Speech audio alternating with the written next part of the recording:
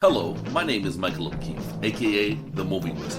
If you enjoy this interview and want to hear more top-notch film industry conversations, please press the thumbs up, subscribe to this channel, and hit the bell to stay in the know. Okay, here we are. So I'm talking to Mathew Rankin and Dan Bierne today. How are you guys? You guys having a good TIFF so far? Doing great. Yes? Yeah. And you're here with your film, The 20th Century, which you directed, Mathew, and Dan stars in. Yeah. And it's a good time. People are digging it. People are being receptive. Yeah, yeah, for sure. There's been no noose measured from my neck yet, so that's a good sign, right? It's always a good sign. Yeah. The first public screening's tomorrow, so we'll have yet to see the public reaction. The Midnight Madness screening, yeah. And Midnight Madness, of course, a very enthusiastic audience. Yeah, traditionally. So, yeah, lots of fun. So, okay, so Mathew, what were some surrealist movies that you saw growing up that made you say, I gotta do this. I want to do this style particularly? Sure. I guess I really love Joseph von Sternberg. That was a big influence. Scarlet Empress, very large-scale influence. I really loved Terry Gilliam growing up. Yeah. Really loved Terry Gilliam. Guy Madden. I'm from Winnipeg, of course, and I sort of grew up, in the sort of world of Guy Madden, so that certainly was a big impact on me. And I guess... and I love Buñuel and L'Âge d'Or is a big impact movie on me as well. So. What about like Jodorowsky? I discovered him later as an adult, like a psychedelic stream of surrealism. I discovered later. I love Jodorowsky, I really do. But growing up, it was kind of these stodgy. Kind of like old timers. I was interested. Okay. Yeah. And Lynch, of course. Oh yeah. Lynch has to be a big one. Yeah. I'm getting kind of like a Colin McLaughlin, David Lynch vibe, just sitting here right now, to be honest with you. But the Canadian version. So how about you? Have you been into surrealism stuff like that for a while? Or yeah. What would you say like your style is of acting? Well, my style of acting is like definitely naturalistic. But the films that I love tend to be weirder. And so. Being able to merge those two is delightful. Yeah, and I was going to say the sets of this movie are great. What were you actually like walking on in some of the more visual sequences? Yeah, it was something equivalent to like foam core, like sort of a shiny. What was it? What was that? I think cardboard? it was linoleum. It was just sort of like the cheapest possible linoleum. Yeah. It would come in giant rolls, right? Yeah, and then they would cover stages in it, and it would be this pristine white that you had to like wear certain special socks on in order to not get any dirt on them at all, because any dirt would just show up. We only had one roll of linoleum, so if it got filthy, that was it. That was it. Yeah. But it did not get filthy. So. All right. So Mathew, how long did it take you to develop your distinct visual style, which I saw in your Tesla short as well? Yeah, well, I mean, it's kind of ever evolving. There's a few. The last 3 films I've made have all been studio pictures, so they've all been shot indoors in a studio, and they've involved sort of a very high degree of artifice, and that's something that I'm really excited about. I love getting into mischief with film artifice and really trying to sort of see how far I can get making things looking fake, but still make them real, you know? But that's one sort of stream I'm on, but there's other things I've made as well that are in quite a bit of a different style. The next thing I'm going to make is this neo-realist Iranian film that is shot in real locations in Winnipeg. Wow. So it'll be quite a bit different. But this one was really trying to go deep with artifice, and it's true. I've been sort of working on that for the last 3 projects. Okay. Yeah. And how long has that been, time frame wise? I guess like since 2014 was kind of the first one, and then this kind of is sort of a culmination. But you're not wedded to it. It's just like one way you express yourself. That's kind of what you're saying. Well, I mean, I have like a vast cinematic appetite. Yeah. And there's like lots of forms that I find really exciting and energizing.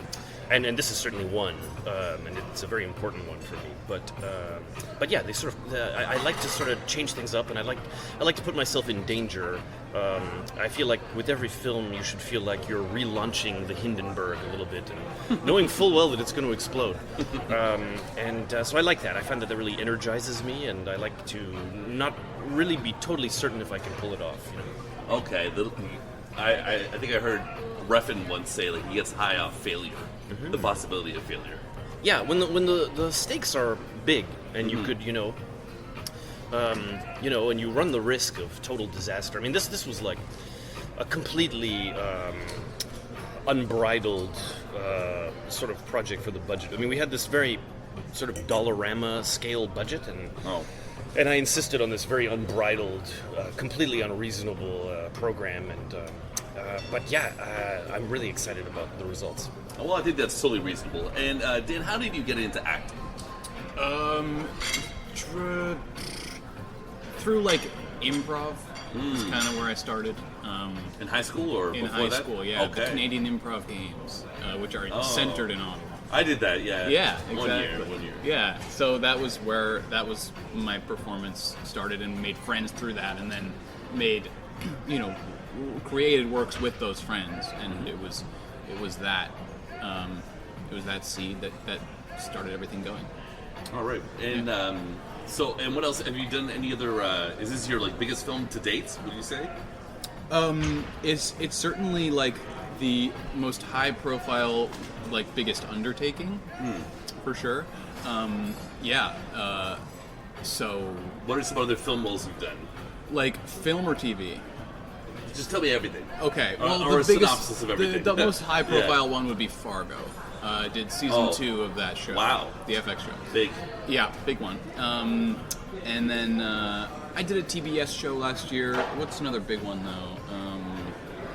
I'm doing a Netflix show now. Cool. Yeah, called Ginny in Georgia. So I've heard of that one. Yeah, okay. Sure. So they're shooting that till Christmas time, and I'm doing that now. So Do you like theater as well? Do you get down with the that? theater I do is mostly improv. Like I still do improv all cool. the time. Yeah, I'll do a lot of improv with Mark Little, if you know that name. I do not, but that's can be was- Googled, I guess. Well, he did that show, that CBC show Cavendish. Did you hear? It was I like, got nothing. No problem. There's so many projects, man.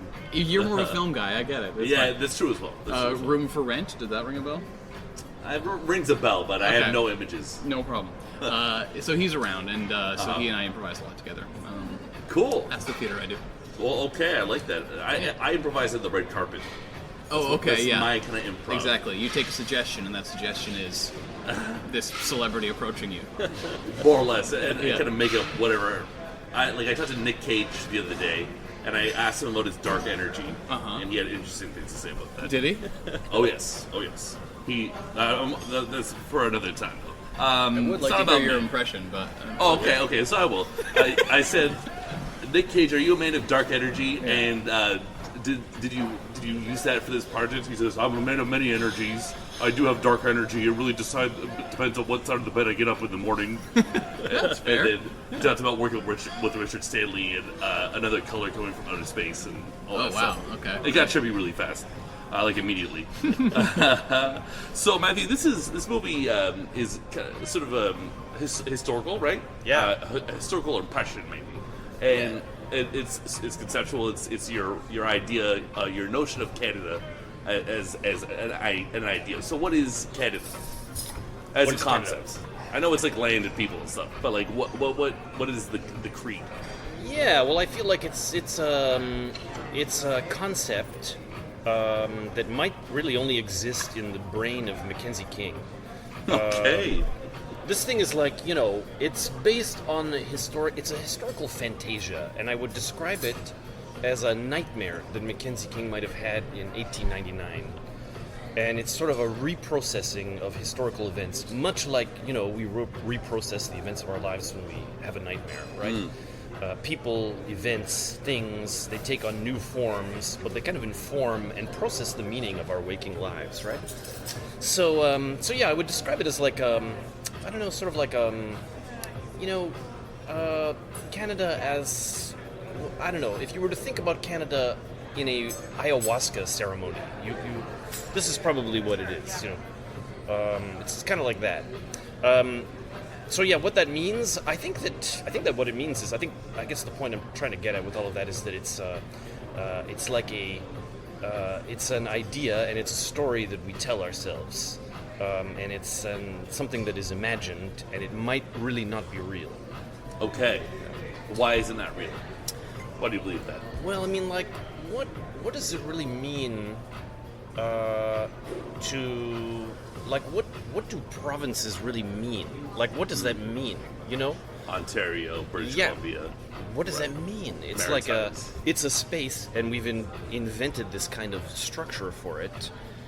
But unless we just accept that literally, it could just be all completely fake, like everything. You know what I mean? Like everything could just be a WASP fantasy that doesn't actually exist, and it could just be this sort of bedtime story we lull ourselves to sleep with, right? And like, so would you say we're like distinguishable from America then, or are we just like on the same landmass and you know? Well, I mean, like, Americans we like to just think as we're fake, like, you know. yeah, we like to think we're like the cleaner version, or are we just cowardly? Is that what it is? Are we just weaker and just as brutish? I don't know. I mean, it's yeah. I don't really have strong opinions about that. I think that too. I mean, even just the sort of, you know, the need to compare ourselves and stuff like that. I feel like that also is sort of you know, I just think of nationalism as this artifice, you know? I mean, that's in part why the entire film is as fake as it is, and how much I play with artifices. Part of the conceit is that, you know, all of these kind of structures in which we represent ourselves and imagine ourselves, you know, these are stories we tell. They are little fictions, which can be useful, or they can be sick, or they could be emboldening and empowering, or they could be dangerous and hurtful, right? So it's kind of playing with those ideas. Okay, I got it. Yeah. I think I got it. Okay. Okay. So, Dan, did you read the script before agreeing to do it, or were you? No. No. Okay. No, I did. I thought maybe like Matthew, maybe you guys were buddies, or you said Tesla. Oh, no. No, it just like landed on your. It landed your in my lap. email. In your email. Yeah, I Damn. received a lovely email from Mathew 3 years ago, and it was, please read the script and I would like you to audition. Oh. And so, yeah, I read the script and immediately wanted to audition, wanted nothing more than to do the part, and then tried my very best, and then got it. And how long was the script? Do you remember? How long? And how long did it take you to read it? I read it. I couldn't put it down. So Oh, yeah, cool. it was about 100 pages or so, and Okay. I read it in about the running time of the film. Yeah. Yeah. Yeah, as it takes to read a script. Generally. Typically. And okay, so you talk about your improv background. Did you ad-lib stuff? Or did you improvise this? You know what? was You know what happened? I ad-libbed one take. There Wow. was one take in the whole 6 weeks, and I said, I'm going to ad-lib this one. And it flopped so bad. Oh. And I thought, okay, we're Now- going to stick to the script. that's a sign of a good script, I guess. Yeah. Absolutely. Yeah. Okay. So Matthew, how do you, especially for a movie like this, how do you prep an actor? Do you put them in a trance? Do you weird them out? Do you do you do like a tarot reading? It's more of a directing by numbers process. I just shout emotional states at Dan, and he delivers them. No, I mean it's Not a lot of cuddling, I guess.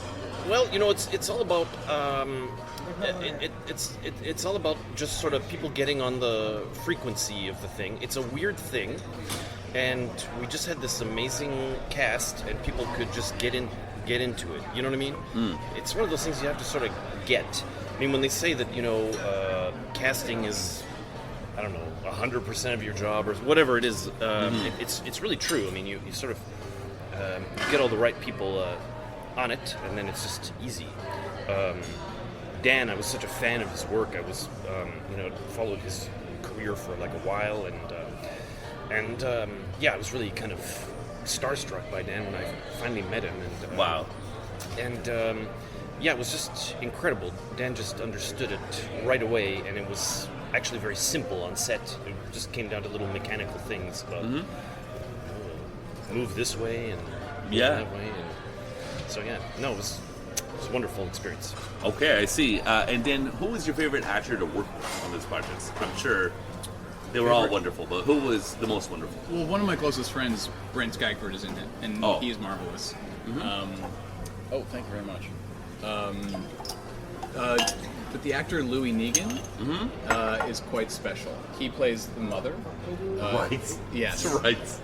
God. And he is kind of like a force of nature. And so, I'd say so. And so being around that was really wonderful. But the cast is amazing. So everyone had their own little I see it's hard to choose. Specialness. Yeah. Absolutely. Like Sean Cullen was great, and Emmanuel Schwartz is amazing. Are they all Canadian actors? There's one actor from Singapore. Oh, okay. Yeah. Interesting. And one from Los Angeles. Or is that Keith? Well, that's Key. Yeah, Oh, yeah. okay, from Singapore. Key lives in Los Angeles, but yeah, he's from Singapore. Okay. Yeah. Jeez, Louise. And how was this film funded? Yeah, by very, very enthusiastic Alberta taxpayers. Oh, thrilling. Yeah. I'm sure Albertans would love a movie like this. It's good value for money. Well, there you go. Okay. I don't know where to go with that one. All right, so thanks for your time, guys. What's next up for you guys? Well, you mentioned a couple of projects. Yeah, so Ginny and George is shooting. I'm in another film in TIFF called White Lie. I heard which about that people one. can see. Yeah, just a small part in that. A bunch of things that I shot this year that'll come out. Okay, we'll stay tuned to Yeah, that. stay tuned. And you said you get your Iranian neorealism movie? It's coming down the line. Yeah. Jeez. Yeah, we'll shoot it not this winter, but the next. It's a winter movie. Would you make a property film? What does that mean, a property film? Like a Marvel movie or a Star Wars movie, like an existing property? Oh, that's the first time I've ever thought about that. I guess the answer is yes. Yeah. Okay. Would you do Iron Man 4? Yes. Okay, thrilling. I got him on the record. Iron Man 4, baby.